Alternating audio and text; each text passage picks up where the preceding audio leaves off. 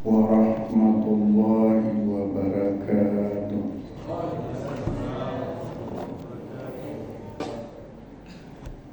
Innal hamdalillah nahmaduhu wa nasta'inuhu wa nastaghfiruh wa na'udzu billahi min shururi anfusina wa min sayyiati a'malina. May yahdihillahu fala mudilla lahu wa may yudlil fala hadiya lahu. Allahumma fasholli wa sallim wa barik ala Muhammad wa ala alihi wa ashabihi ajma'in. Hamba Allah, jamaah Balai An-Nur yang dimuliakan oleh Allah. Dan pada malam ini ayahanda kita juga turut berhadir bersama kita di balai tercinta ini. Kita lanjutkan pengajian kita. Pada malam ini masih membahas bab tentang babu ta'zimi hurumatil muslimin wa bayani huquqihim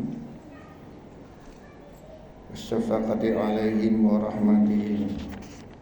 Artinya bab tentang mengagungkan kehormatan kaum muslimin dan menjelaskan penjelasan tentang hak-hak mereka,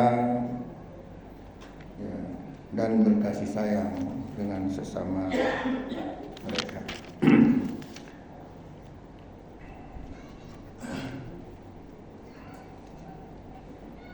Kita lanjutkan pembahasannya, hamba Allah. Wa an Nu'man bin Bashir, dari sahabat Nu'man bin Bashir radhiyallahu anhuma, semoga Allah meridhai keduanya. Maksudnya Nu'man dan ayahnya, ya. Qala, ia berkata, qala Rasulullah sallallahu alaihi wasallam, Rasulullah sallallahu alaihi wasallam bersabda,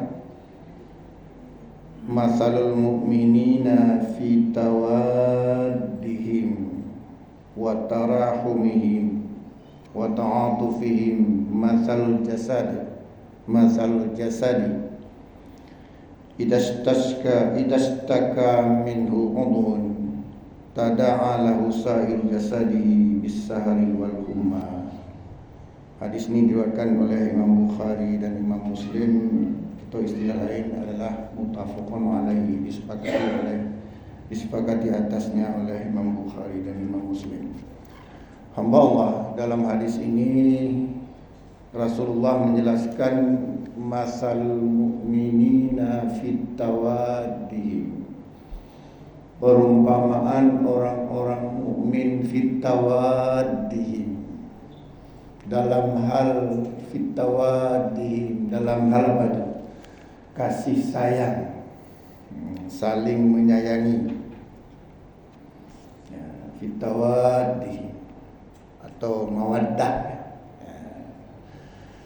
Kemudian watarahumihim, masalul mu'minina fit tawaddihim watarahumihim, dan saling kasih sayang menyayangi.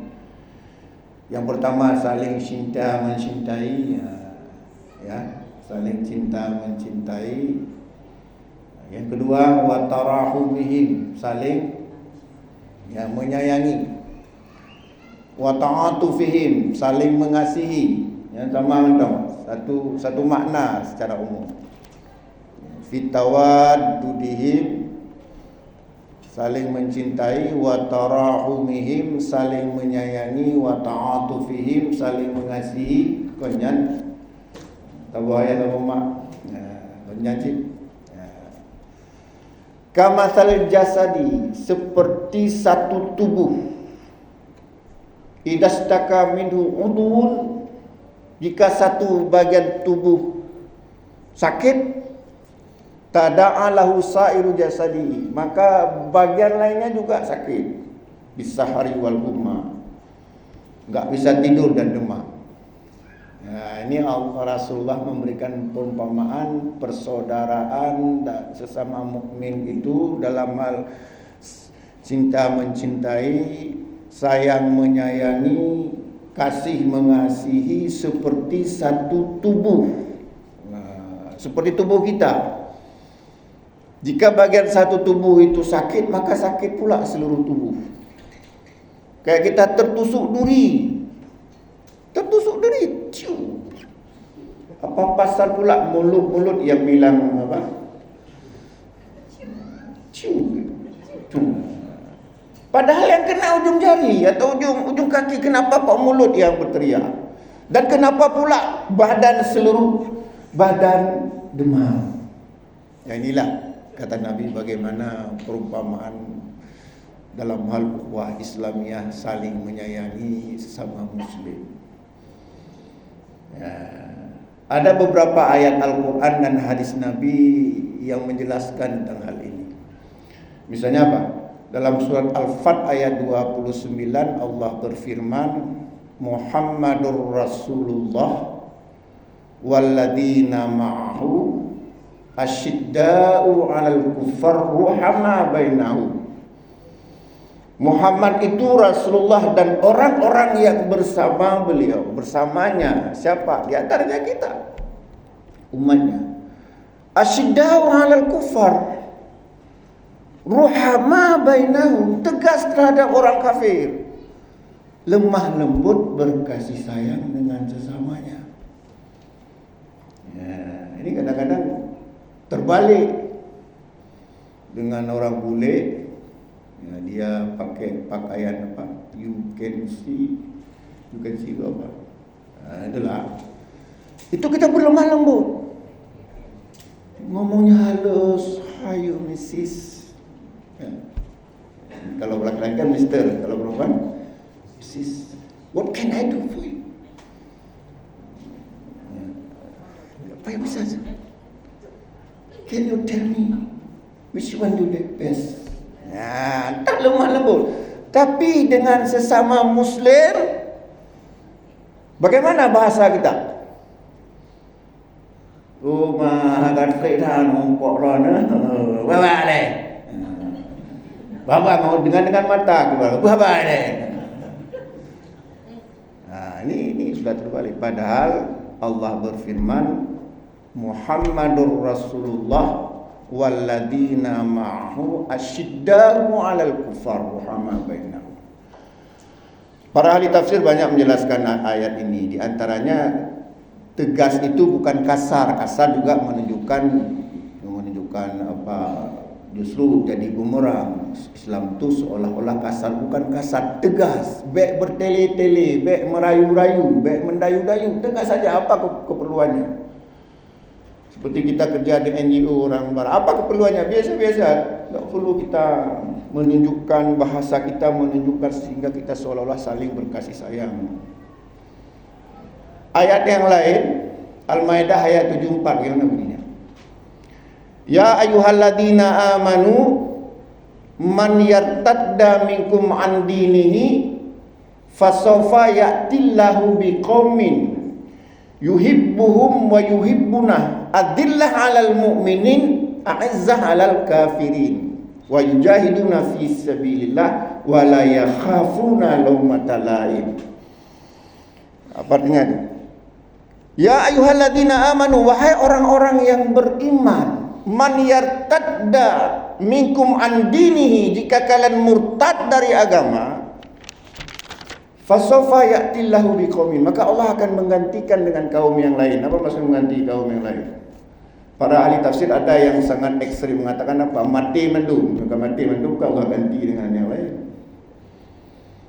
Maka Allah ganti dengan kaum yang lain. Artinya kaum ini yang dihancurkan, dibinasakan. Diganti dengan kaum yang lain yang ciri-cirinya diantaranya apa? Ya, ya'tillahu biqaumin yuhibbuhum wa yuhibbuna. Yuhibbuhum, Allah redha, cinta kepada mereka. Wa yuhibbuna, dan mereka pun redha kepada Allah. Adillah 'alal mu'minin, lemah lembut dengan sesama kaum mukminin. A'izzah 'alal kafirin, tegas terhadap orang-orang kafir. Wa yujahiduna fi sabilillah, mereka berjihad di jalan Allah.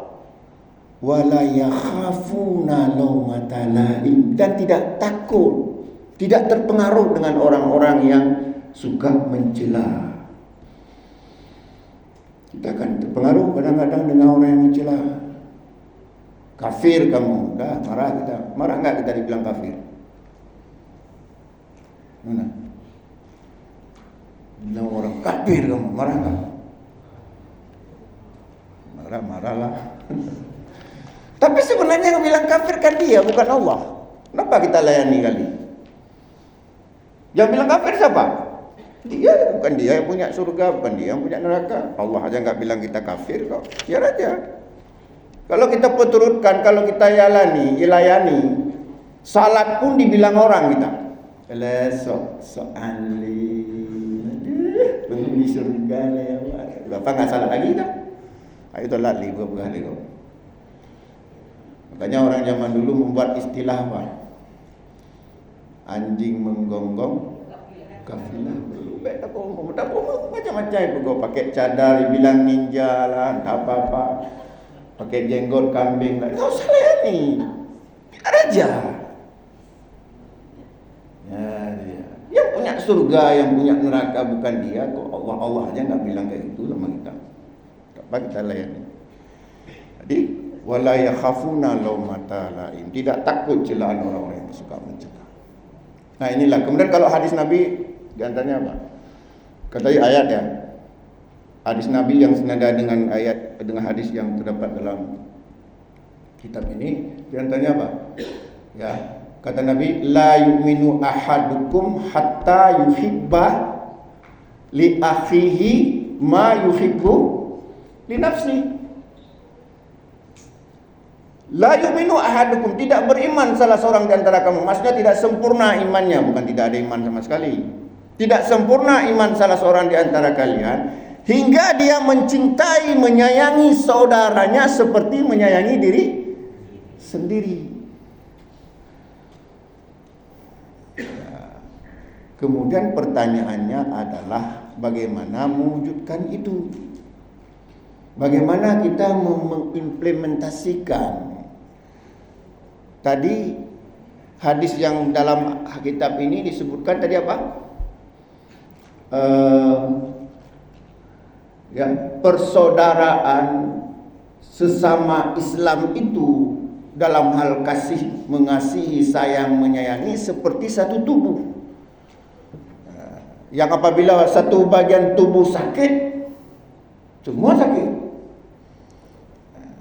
Kemudian juga menyayangi saudara seperti menyayangi diri sendiri. Bagaimana mewujudkan itu? Para ulama mengatakan ada dua syarat agar hal tersebut bisa terwujud. Kalau dua syarat ini tidak terpenuhi, maka nggak akan terjadi seperti dalam hadis tadi. Apa saja? Yang pertama syaratnya adalah harus di jalan yang sama, yaitu jalan Allah. Nggak mungkinlah orang yang bertauhid dengan orang yang suka pergi ke dukun, sayang menyayangi hana berlupa. Nggak mungkin ahlu sunnah dengan ahlu bid'ah saling seperti satu tubuh, nggak mungkin. Nggak mungkin itu, jangan mimpi. Makanya harus di jalan yang sama, satu manhaj, satu fikrah, satu pemahaman dulu. Kalau nggak mimpi, nggak mungkin. Nggak mungkin orang yang bertauhid dengan orang yang syirik menyekutukan Allah itu seperti satu tubuh, saling menyayangi, nggak mungkin. Nggak mungkin ahlu maksiat dengan ahlul ibadah satu tubuh, nggak mungkin. Harus dulu berada di jalan Allah. Ada sebuah hadis yang diriwayatkan oleh Imam Ahmad,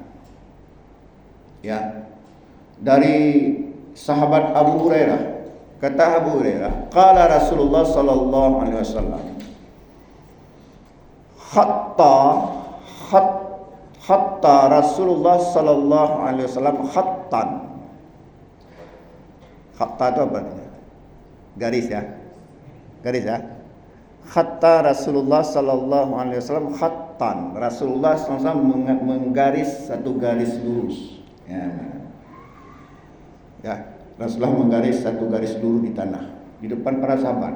Hatta, kata Abu Hurairah, hatta Rasulullah sallallahu alaihi wasallam, hattan Rasulullah menarik satu garis lurus. Tsumma qala. Kemudian Rasulullah mengatakan, hada sabilullah, ini jalan Allah. Nah, lihat jalan yang lurus tadi. Tsumma khatta khututan an yaminihi wa an shimalihi. Kemudian Rasulullah menggaris garis-garis yang lain di an yaminihi, artinya sebelah kanan, wa an shimalihi, dan sebelah kiri. Saya pernah sampaikan hadis ini dalam satu khutbah Jumat, tapi dikritik oleh jemaah pada saat itu sedang sibuk-sibuknya politik. Ustadz PKS ya katanya. Kenapa? Lambang PKS kan begitu. Ya, karena lambang PKS kan, mohon maaf ya kan. Saya bilang bukan, itu ayat Allah, apa hubungannya dengan, kan lambang PKS gitu kan, lurus kiri kanan bengkok. Saya bilang bukan, saya nggak terpikir, saya bukan orang politik. Jadi tadi apa? Khatta Rasulullah sallallahu alaihi wasallam, khattan Rasulullah sallallahu alaihi wasallam menggaris di tanah garis lurus. Tsumma qala hada sabilullah, ini jalan Allah. Tsumma khatta khututan an yaminihi wa an shimalihi, kemudian menggaris garis yang lain di sebelah kanan dan sebelah kiri.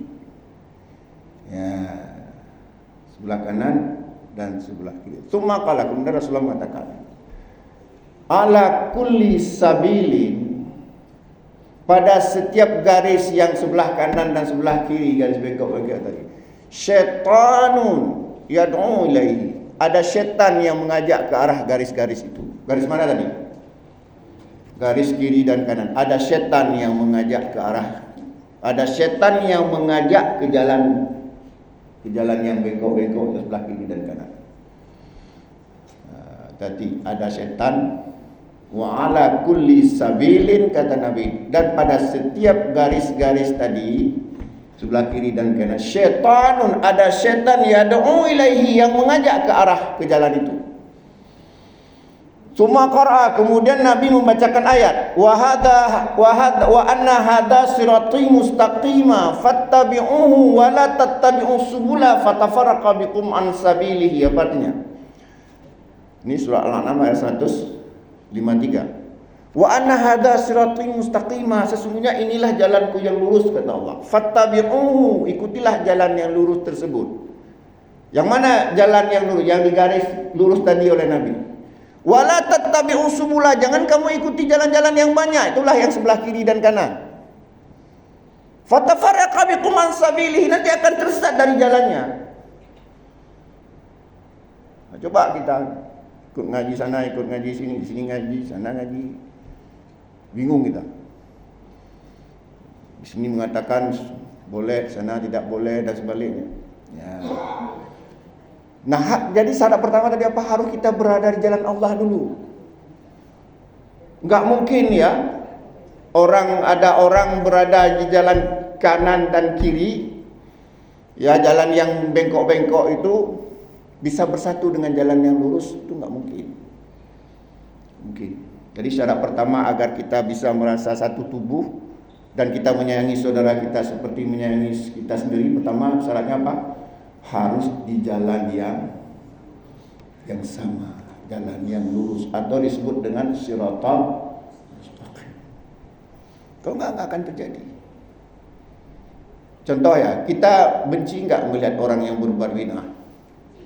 Nah, itu aja udah benci, gimana mau saling sayang menyayangi? Gimana saling sayang menyayangi? Itu aja udah benci kita. Benci enggak orang pergi ke dukun? Enggak benci. Kayak mana mewujudkan satu tubuh? Yang ada itu dalam memang satu tubuh, tapi tubuh itu ada tumornya, akhirnya kita potong. Operasi yang kita buang. Nggak mungkin satu tubuh. Ada satu ahlu sunnah, ahlu bidah, nggak mungkin satu tubuh. Kecuali bagian tubuh itu ada kurapnya yang harus kita obati. Ya. Itu syarat pertama. Syarat yang kedua, berakhlak. Kalau nggak berakhlak sama aja, sesama sunnah pun saling berkelahi, saling dendam. Kalau dalam diri kita ada hasad, ada dengki, ada ada dendam, walaupun kita satu fikrah, satu manhaj, berkelahi juga. Dan itu sering terjadi. Kadang-kadang anehnya bukan manhaj, bukan agama, bukan manhaj, tapi dikait-kaitkan. Padahal sebenarnya dendam pribadi. Ini saya cerita, ada satu cerita, ada teman saya. Dia berdebat dengan temannya, bukan dalam masalah agama, dalam masalah dunia. Kemudian dia lapor sama gurunya, dia mendebat saya dalam masalah manhaj katanya. Nah, jadi berakhlak mulia. Bagaimana cara menumbuhkan akhlak yang mulia? Yang pertama, ya kata sebagaimana kata Nabi dalam hadis diriwayatkan oleh Imam Tirmizi dan lainnya, kata Nabi apa? Irhamu man fil ardi. Yarhamukum man fis samai. Apa artinya itu? Irhamu man fil ardi yarhamukum man fis samai. Sayangilah kepada orang yang ada di bumi, maka kita akan disayangi oleh zat yang di langit, itu Allah. Jadi kemudian juga ada hadis apa? Man lam yarham la yurham. Barang siapa yang enggak menyayangi, enggak disayangi. Iyalah. Kau enggak sayang sama aku pun enggak sayang sama dia. Mana ada? Sayang dulu. Dan hilangkan sifat-sifat yang tercela. Nah, sebagaimana kata Nabi apa? La tahasadu, jangan kalian saling dengki. Wala taqata'u, jangan suka memutuskan tali silaturahim. Wala tanajasu apa itu? Jangan kamu curang, khususnya dalam masalah jual beli. Ya kan? Wala tabaghadu, jangan kalian saling membenci. Wala tadabaru, jangan saling membelakangi. Apa maksud saling membelakangi? Bek likut-likut. Buang muka, salah buang jatuh ke tempat sampah nanti. Kemudian wala yabi ba'dukum ala bai'i ba'din, jangan kalian saling menjual atau menjual barang yang bukan. Jangan menjual barang saudaramu, jangan menjual barang seseorang. Gimana menerjemahkannya? Ya, jangan saling menjual barang tanpa izin lah, gitulah kira-kira. Macam ini, kita menjual barang orang, tapi orang tersebut tidak tahu. Jangan saling menjual barang orang lain. Wala yabi ba'dukum ala bai'i ba'din, jangan saling menjual barang orang lain kecuali beritahu. Wa kunu ibadillahi ikhwana, jadikanlah kalian hamba-hamba Allah yang bersaudara, kata Nabi. Jadi hilangkan tadi apa? La tahasadu, jangan kalian saling dengki. Kalau saling dengki, mana ada kita bisa bersatu? Bahkan kalau ada teman kita sengsara, kita bilang yang cok ya. Cok, walaupun mungkin dalam hati. La tahasadu, jangan kalian saling dengki. Wala taqata'u, jangan suka memutuskan tali silaturahim. Ini ada juga dengan sesama, kadang-kadang dengan sesama ikhwah, dengan sesama yang sefikrah, dengan satu organisasi. Saling memutuskan tali silaturahim hanya gara-gara masalah dunia. Ya. Kemudian dalam riwayat yang lain, dalam hadis yang sama, Nabi mengatakan, al-muslimu akhul muslimi. Seorang muslim adalah saudara muslim yang lain. La yadlimuhu, jangan mendalimi. Wala yakhduluhu, jangan menelantarkan dia. Kemudian wala yakdzibuhu, jangan mendustainya. Wala yuslimu, jangan menyakiti hatinya. Banyak sekali pesan-pesan Nabi ya. Pesan-pesan Nabi yang menyuruh kita menghindari hal-hal yang bisa merusak persaudaraan, yang bisa menghilangkan rasa kasih sayang. Udah mau ini dah. Nah, silakan yang mau bertanya. Ini sudah ada Pak Junaidi. Ya. Saya ini ada versi baru. Ini versi saya nih. Udah botak. Ada orang bilang apa habis tahalul? Ya, saya berhaji di Labuan Haji, saya bilang. Mana pula berhaji sebelum masa haji. Ya, silakan Pak Junaidi.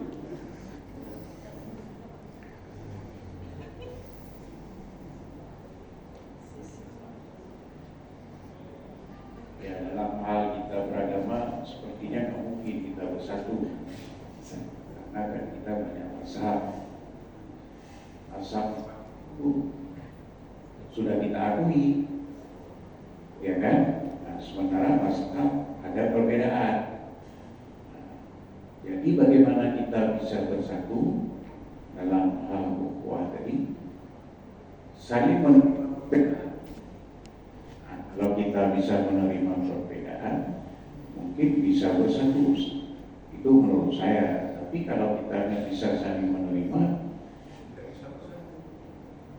maka mazhabnya berbeda, pemahamannya berbeda, amalan. Tapi kalau kita bisa menerima perbedaan, mungkin kita bisa bersatu. Ukhuwah Islamiyah itu mungkin begitu pendapat saya. Mohon penjelasan lebih lanjut. Iya. Apa penjelasan betul? Jadi gini. Ya memang kita kalau tidak bisa menerima perbedaan memang susah bersatu. Gak mungkin sama kita semua. Ilmu berbeda, pemahaman berbeda. Wajar, tapi jangan terlalu parah. Kira-kira masih dalam ruang lingkup ya katakanlah lebih banyak persamaannya dari perbedaannya. Cuman saya singgung sedikit. Sebenarnya mazhab itu hanya dalam konteks ilmu, bukan konteks pemahaman. Konteks pemahaman sama. Dalam khasanah ilmu boleh disebut dengan mazhab. Tapi dalam konteks pemahaman tetap satu. Kenapa? Karena kita mempelajari seluruh mazhab melihat dasar yang digunakan apa.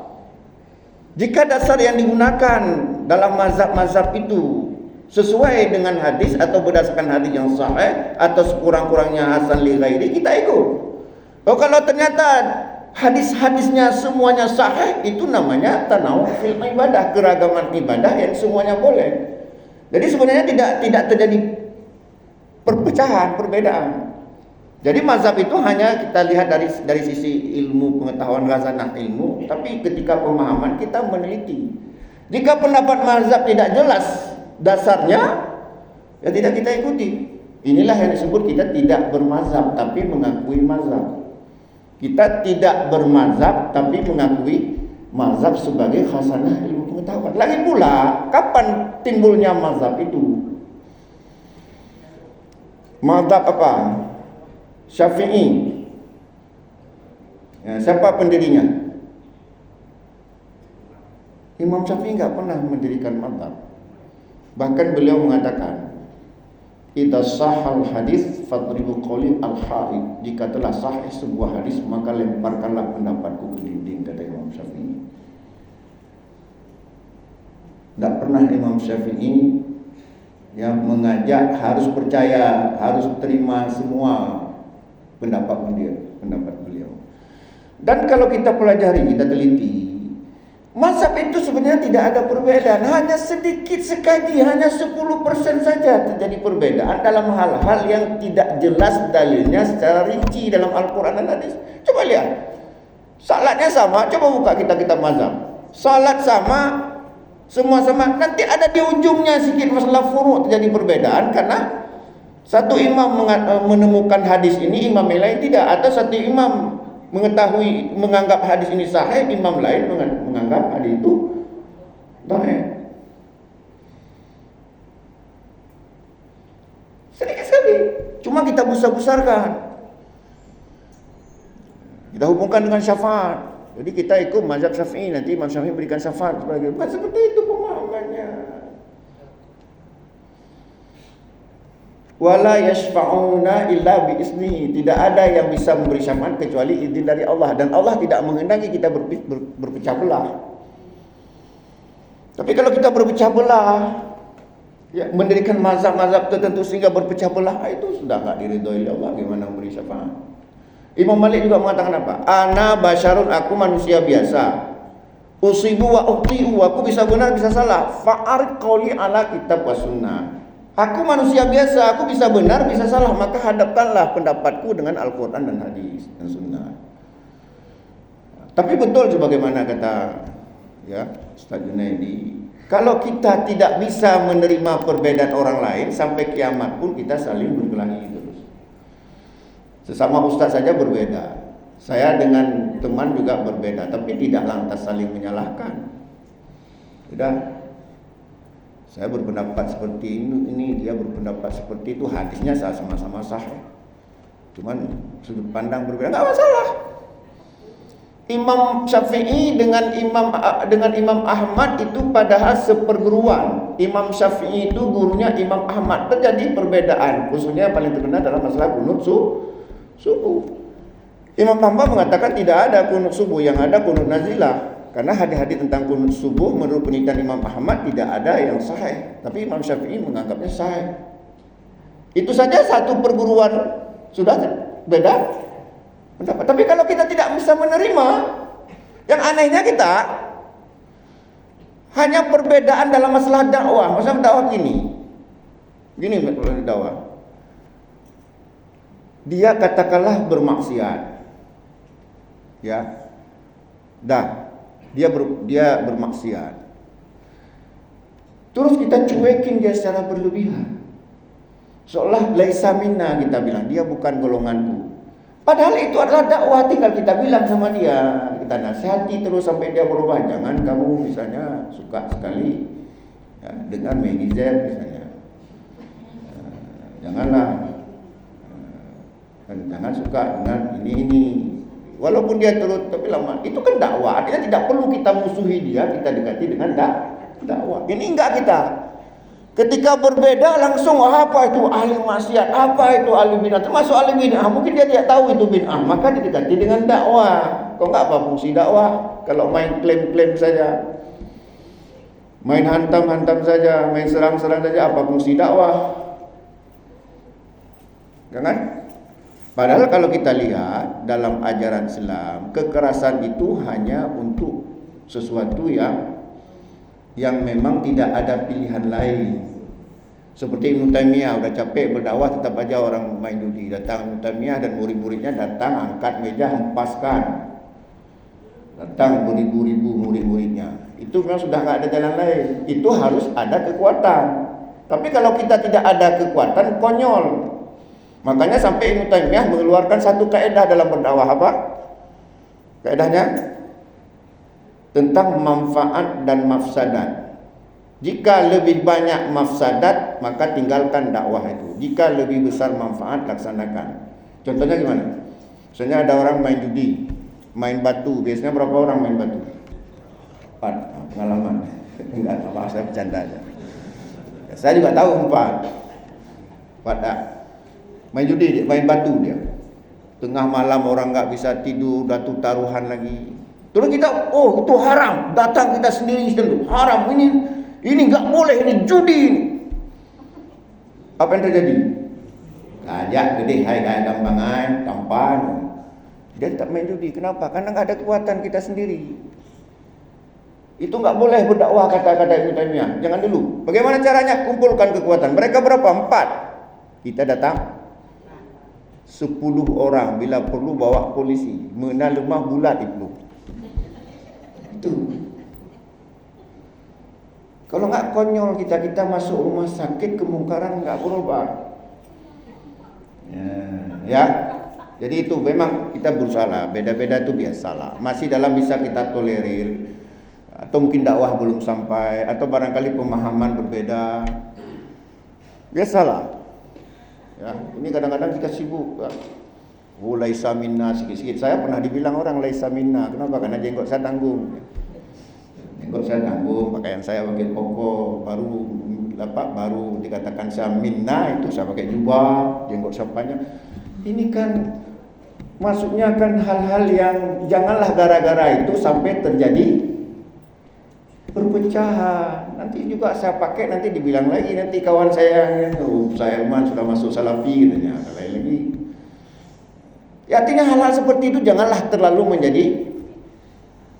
Dan kalau berargumen, kita juga punya argumen, tapi kan tidak cocok, tidak enak kita berargumen terlalu berlebihan. Dan kita tidak bisa mengklaim kita pasti benar atau mengklaim kita pasti salah.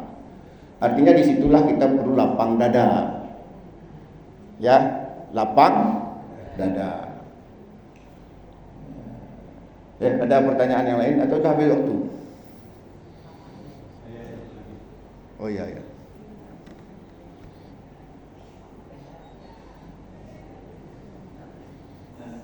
Ada satu ayat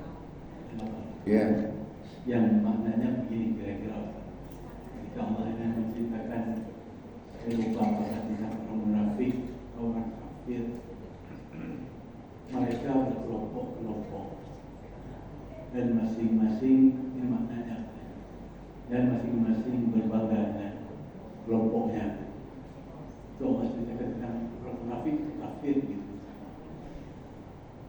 Sementara kita melihat ya di akhir-akhir ini banyak kelompok-kelompok di agama kita, dan masing-masing memang mempertahankan kelompoknya, kadang-kadang keluar leher dalam. Iya. Ya. Demikian. Iya. Jadi ya ada kadang-kadang berkelompok, tapi berkelompok di sini ada dua model. Satu sebagai firqah, ini yang bahaya. Seperti firqah apa misalnya? Mu'tazilah, Syiah. Tapi yang satu lagi itu bukan firqah, ya, tapi hanya sebagai, ya katakanlah kalau kita terjemahkan itu organisasi atau jamaah-jamaah tertentu yang dia tidak berniat untuk menciptakan perbedaan. Tetapi kita harus kembali kepada satu hal yang disebutkan oleh Nabi. Apa kata Nabi? Kalau ternyata kelompok-kelompok itu masuk wilayah pemahaman agama dan mengklaim dirinya pasti benar, maka kata Nabi, fa'tazil tilka firaq kullaha. Fa'tazil tilka firaq kullaha, menyingkirlah kamu dari kelompok-kelompok itu semuanya. Ya. Kemudian juga dalam hadis yang lain Nabi mengatakan, ya, man ya'ish minkum fasayara ikhtilafan katsiran. Jika kalian hidup pada suatu masa, kalian akan melihat perbedaan pendapat yang sangat banyak. Kelompok-kelompok itu mengatakan kamilah yang benar. Tapi kata Nabi pada saat itu, fa'alaikum bisunnati wa sunnah khulafa'ir rasyidin mahdin min ba'di tamassaku biha wa 'addu 'alaiha bin. Pada saat itu, jika kalian berada pada suatu masa banyak kali kelompok-kelompok, khususnya kelompok firqah yang mengatakan mereka yang pasti benar, yang lain kafir, sesat semuanya. Ya, kata Nabi, fa'alaikum bisunnati wa sunnah khulafa'ir rasyidin mahdin min ba'di tamassaku biha wa 'addu 'alaiha bin nawajid. Menyingkirlah kamu dari kelompok-kelompok itu semuanya, dan kamu berpegang teguh pada sunnahku dan sunnah khulafa'ir rasyidin yang mendapat petunjuk dari sunnahku. Peganglah berat-berat sunnahku itu, wa 'addu 'alaiha bin nawajid, dan gigit dengan gigi. Ya, jadi dalam satu hadis yang lain Nabi mengatakan fa'tazil tilka firaq kullaha. Kemudian dalam hadis yang lain dikatakan man ya'ish minkum fasayara ikhtilafan katsiran fa'alaikum bisunnati wa sunnah khulafa'ir rasyidin mahdin ba'di. Nah, hadis-hadis tentang jamaah itu hadisnya sahih. Tapi orang sebagian salah paham terhadap jamaah.